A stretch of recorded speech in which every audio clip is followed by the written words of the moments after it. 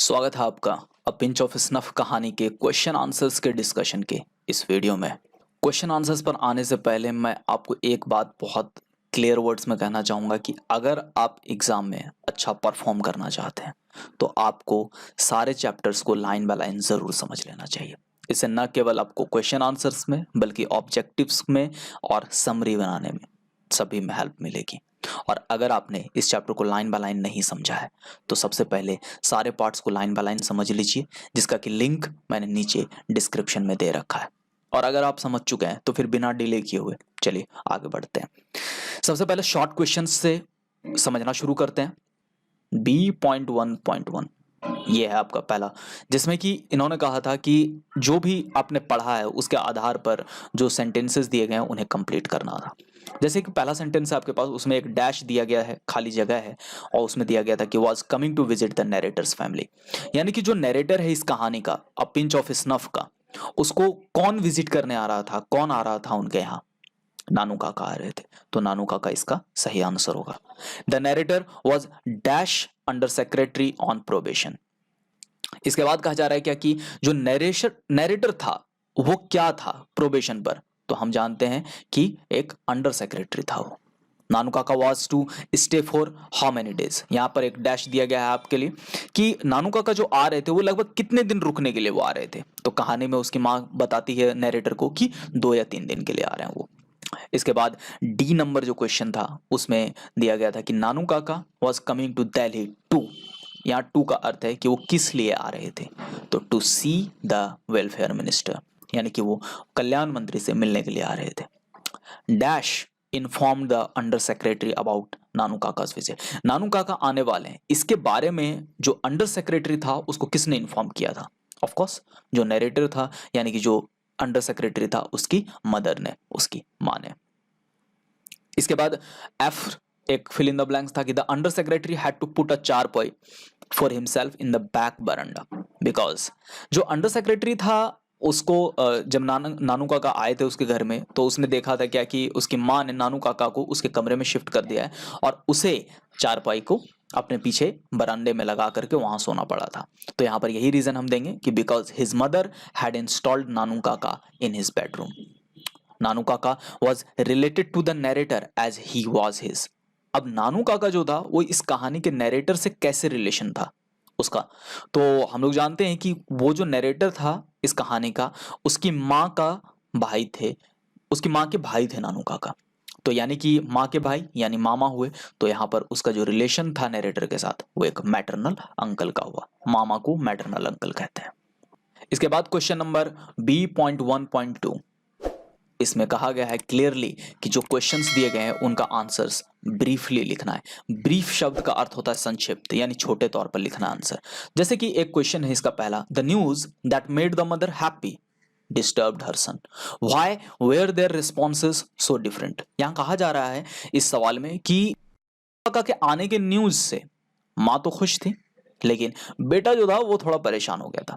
शुरुआत में ही हम देखते हैं इस कहानी में कि वो कहता है क्या कि मना कर देते हैं ना, उसको टेलीग्राम भेज देते हैं कि हम लोग यहाँ नहीं है, इस तरह का कुछ।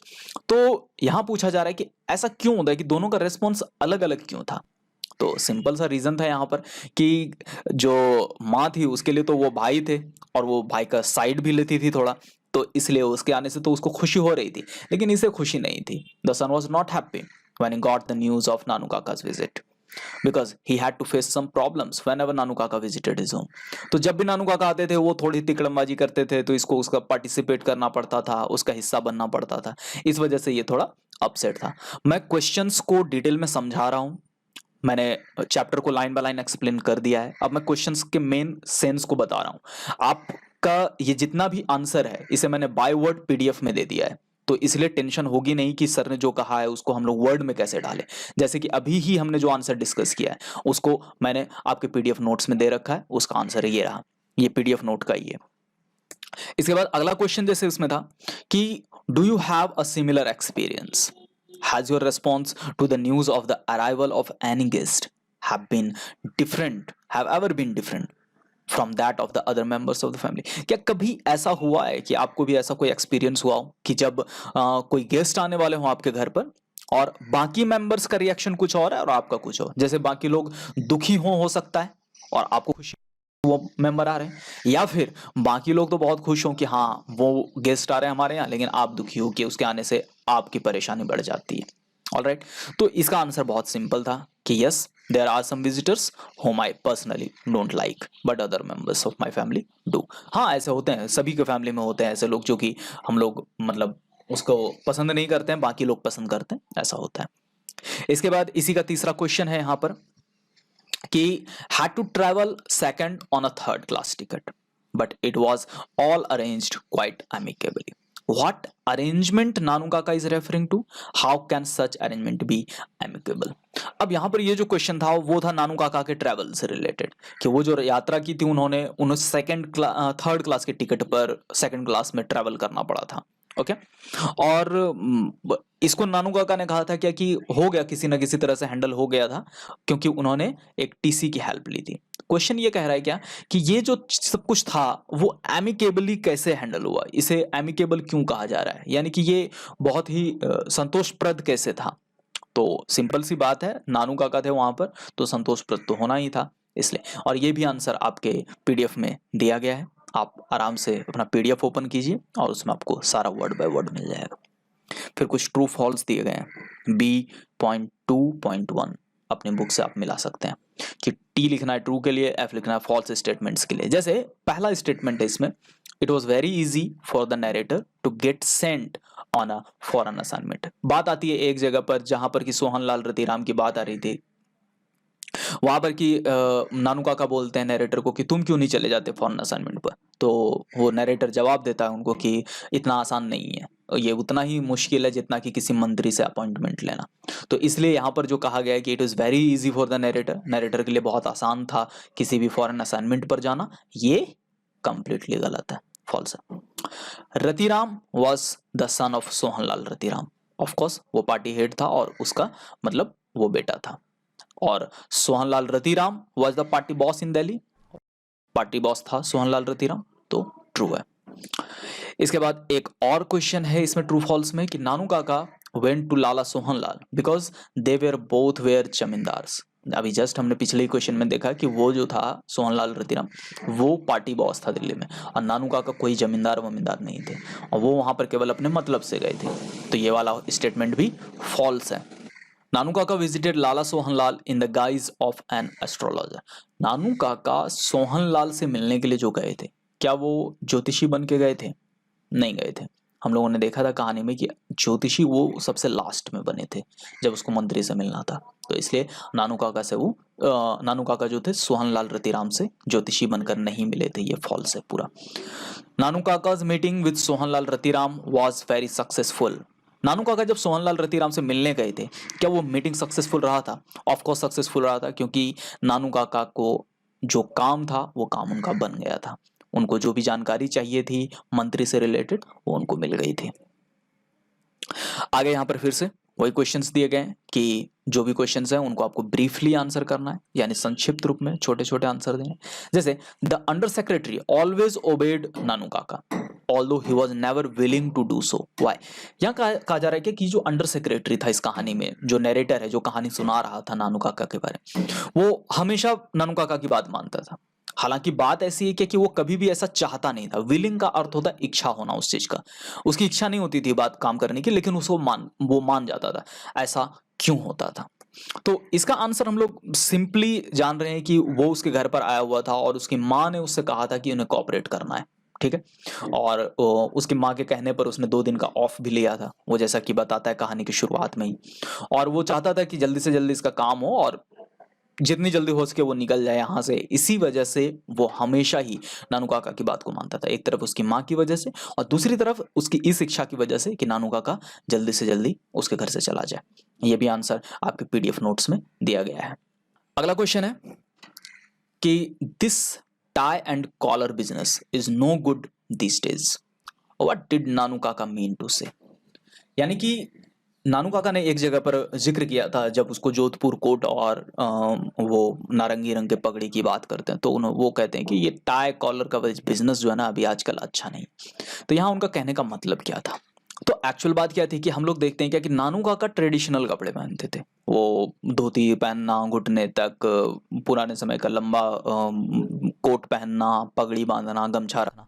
इन सबसे क्या पता चलता है कि नानू काका एक तरह से ट्रेडिशनल ड्रेसिंग के फेवर में थे।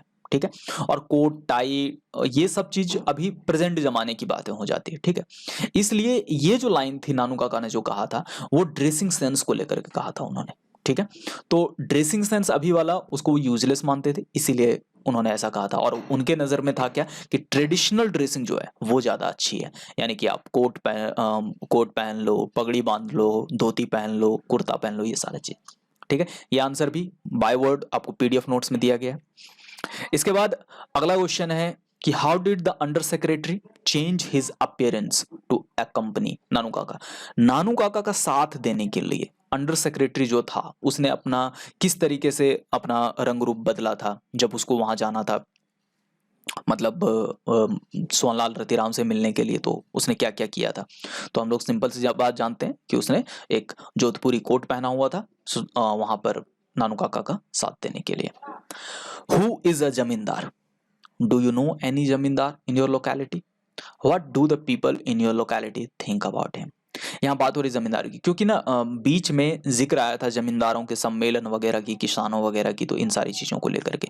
वैसे नॉर्मली देखा जाए तो हम सभी लोग जानते हैं कि जमींदार कौन होते हैं भाई, तो जिसके पास बहुत ही ज्यादा जमीन वगैरह होती है, जिसके पास बहुत सारे वर्कर्स होते हैं, किसान होते हैं, काम करते हैं खेतों में, उनके अलावा। तो आप कह सकते हैं कि हाँ, मैं किसी जमींदार को जानता हूँ, जानती हूँ, और यूजुअली जो है मेरे लोकेलिटी में उसे पावरफुल पर्सन मानते हैं, क्योंकि जमींदार वगैरह के पास काफ़ी ज़मीन वगैरह होती है और इस सारी चीज़ों की वजह से पैसा भी काफ़ी होता है, तो लगभग लोग उनकी रेस्पेक्ट वगैरह भी करते हैं, ऐसा कुछ नहीं। तो इस तरह से जमींदारों के बारे में जो भी लिखना है वो आंसर आपके पीडीएफ नोट्स में दिया गया है, आप वहां से उसको लैंग्वेज वाइज समझ लीजिएगा। फिर अगला क्वेश्चन है आपका कि हाउ डिड नानू काका इम्प्रेस सोहनलाल रतिराम। सोहनलाल रतिराम को नानू काका ने कैसे इंप्रेस किया? याद कीजिए वो ओल्ड एचबी वाली कहानी, मैं फलान था ढिकान था, यहाँ गया था वहां गया था। तो उन्होंने वही किया, हजरत बरकत अली का सहारा लिया, उसको, वो एम्बेसडर था तो उसका नाम ले करके उन्होंने शो ऑफ किया कि मैं इतनी पहुंच रखता हूं और उसके बेटे को जो है वो मैं विदेश भेज सकता हूं। तो इस चीज का सहारा लेकर के उन्होंने इंप्रेस किया था सोहनलाल रतिराम को। अगला क्वेश्चन कहता है कि what important information did he collect at Ratiram's place. Ratiram के घर पर जाने के बाद कौन सी एक जरूरी बात पता चली थी नानू काका को? उन्हें वहां जा करके जो वेलफेयर मिनिस्टर है उसके बारे में बात पता चली थी। उन्हें पता चला कि जो कल्याण मंत्री है वो अपनी बेटी की शादी जो है वो निन्नौर के राजा के बेटे से करना चाह रहा है। ठीक है, और ये बहुत ही काम की बात थी एक नानू काका के लिए, अगर माना जाए तो, क्योंकि इसी के आधार पर फिर उन्होंने आगे की अपनी प्लानिंग की थी। यहीं पर B2.2 में एक लास्ट क्वेश्चन है कि हु इज अ प्रिंस। राजकुमार कौन होता है? Do we have any prince now? If yes, do they enjoy the same privileges which they used to do? राजकुमार कौन होते हैं? क्या आज के समय में राजकुमार होते हैं?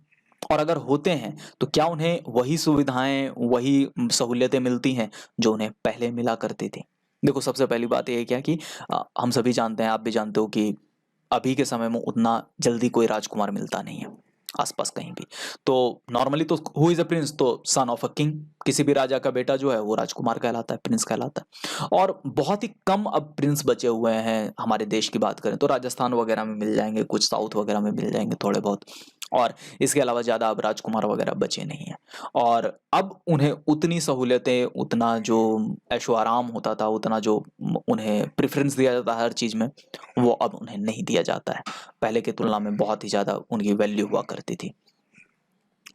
इसके बाद B.3 लास्ट पार्ट जो है शॉर्ट क्वेश्चंस का, उसमें पहला क्वेश्चन आपके पास है कि who was the second important person Nanu Kaka had plan to meet. सबसे पहले तो उन्होंने सोहनलाल रतिराम से मुलाकात की, उसके बाद सेकंड पर्सन कौन था?